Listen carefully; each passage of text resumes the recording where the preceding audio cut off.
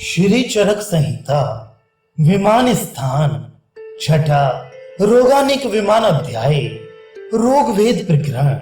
अब इसके बाद रोगानिक विमान नामक अध्याय की व्याख्या की जाएगी। जैसा कि भगवान आत्रेय ने कहा था, रोग समुदाय के भेद प्रभाव भेद से रोगों के दो समूह होते हैं, साध्य और असाध्य। बल भेद से रोगों के दो समूह होते हैं, मृदु और दारुण।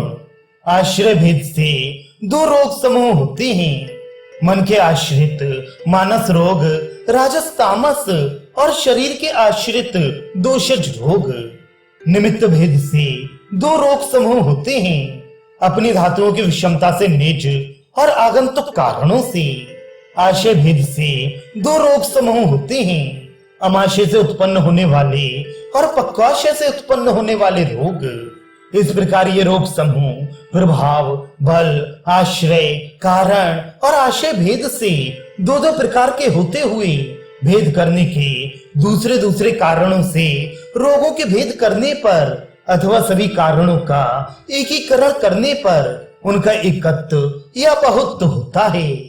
दुख सामान्य से तो रोग एक ही होता है, ये एकत्व है।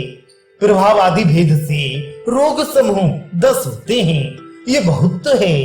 बहुत्व भी संख्येय अर्थात गिनने योग्य अथवा असंख्येय अर्थात न गिनने योग्य होता है। इसमें संख्येय रोगों अर्थात जिनकी संख्या नियत है का वर्णन अष्टोधरीय सूत्र स्थान के 19वें अध्याय में किया गया है। अपरिसंख्येय जिनकी संख्या गिनी नहीं जा सकती, उन रोगों का वर्णन महारोग अध्याय सूत्र स्थान के 20वें अध्याय में किया गया है। क्योंकि वेदना, वर्ण, लक्षण, कारण आदि के अपर संख्येय होने के कारण रोग भी अपर संख्येय होते हैं। विभिन्न वर्गीकरण के आधार नाना भेदक कारणों से उत्पन्न संख्या करने योग्य परगणित रोगों को असंख्य कहना विरुद्ध कथन है। इतने से ही पहले कही संख्या दोष युक्त नहीं होती, क्योंकि ये कथन विरुद्ध नहीं है। इसलिए पहले कही हुई संख्या में कोई दोष भी नहीं आता, क्योंकि रोगों के इन भेदों को करने वाला पुरुष भेद करने योग्य रोगों का भेद भिन्न भिन्न दृष्टि या कारणों या प्रकारों से करता है। विद्वान पुरुष किसी अन्य प्रकार से पहले भेद किए हुए रोग को भेद के भिन्न अन्य कारण के अनुसार रोग का भेद करके यदि भेदों की विशेष संख्या का प्रतिपादन करता है और उन भेदों को भी वह अनेक प्रकार से कहता है, तो वह पहले किए हुए भेदों का खंडन नहीं करता। और यदि भेद के कारण समान संख्या के हैं तो भी कारण विशेष के अनुसार भेद होगा। ऐसा भी देखा जाता है कि एक समान एक ही शब्द से अनेक अर्थ निकलते हैं, और ऐसा भी देखा जाता है कि अनेक पर्याय शब्दों से एक ही अर्थ कहा जाता है। दोषों और व्याधियों में रोग शब्द समान रूप से प्रयुक्त होता है, और दोष शब्द भी रोग, आतंक, यक्ष्म, दोष प्रकृति और विकार शब्दों नामों को प्राप्त करता है। व्याधियां भी रोग, आतंक, यक्ष्म, दोष प्रकृति और विकार शब्दों नामों को प्राप्त करती हैं। इस प्रकार दोषों और व्याधियों में रोग शब्द समान है और दूसरे अर्थों में भिन्न भी होता है।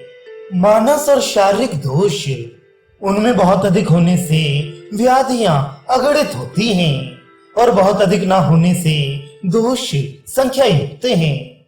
इसलिए यथाचित्र अर्थात जैसा आचार्यों ने कहा है, तदनुसार रोगों की और संपूर्ण रूप से दोषों के उदाहरण के लिए व्याख्या की जाती है। रज और तम मानस दोष हैं। इनके रोग काम, क्रोध, लोभ, मोह, ईर्ष्या, मान, मद, शोक, चिंता, उद्वेग, भय और हर्ष आदि होते हैं। वह पित्त, कफ ये शारीरिक दोष हैं। इनके भी रोग ज्वर, अतिसार, शोथ, शोष, श्वास, प्रमेह, कुष्ठ आदि होते हैं। इस प्रकार संपूर्ण रूप से यह दोष की व्याख्या की गई है, और रोग समूह के एक देश की व्याख्या की गई है। उनमें इन शारीरिक एवं मानसिक दोनों दोषों के कुपित होने का कारण 3 माने गए हैं, जैसे असाताम्य इंद्रियार्थ संयोग, प्रज्ञापराध और परिणाम। दोष त्रय से सभी रोग। जब दोष संख्य हैं तो इनसे रोग असंख्य कैसे होते हैं? इस शंका का समाधान आगे किया जाता है। प्रकोपित दोष प्रकोपक कारणों के भेद से और दूषियों रस, रक्त, मांस आदि की विभिन्नता से असंख्य रोगों के भेदों को उत्पन्न करते हैं। ये ज्वर आदि शारीरिक एवं काम आदि मानसिक रोग परस्पर अनुवर्तन करते हुए कभी कभी संबंध करते हैं, अर्थात साथ में मिल जाते हैं। पर रजोगुण और तमोगुण का परस्पर संबंध निश्चित होता है, क्योंकि रजोगुण के बिना तमोगुण प्रवृत्त नहीं होता। प्रायः एक ही स्थान में रहने वाले शरीर के दोष वात, पित्त, कफ तुल्य गुण होने के कारण इनका सन्निपात या संसर्ग होता है, क्योंकि दोष दूषित करने वाले कारणों के समान गुण वाले होते हैं। दोषों के अनुबंध और अनुबंध भेद। उन सन्निपात एवं संसर्ग जन्य रोगों में अनुबंध एवं अनुबंध ये 2 विशेषताएं रहती हैं। स्वतंत्र स्पष्ट लक्षण वाले उन दोषों एवं रोगों के उत्पन्न होने के जितने कारण शास्त्रों में बताए गए हैं, उन्हीं कारणों से उत्पन्न होने वाला और उन दोषों या रोगों की शांति करने का जो उपाय बताया गया है, उसी से शांत होने वाला अनुबंध होता है। इससे विपरीत लक्षण वाला अनुबंध होता है। इनमें यदि दोष अनुबंध लक्षण युक्त हो तो उस दोष त्रय के सम्मेलन को सन्निपात अथवा 2 दोषों के सम्मेलन को संसर्ग कहा जाता है। अनुबंध और अनुबंध के भेद से दोषों के भेद बहुत प्रकार के होते हैं।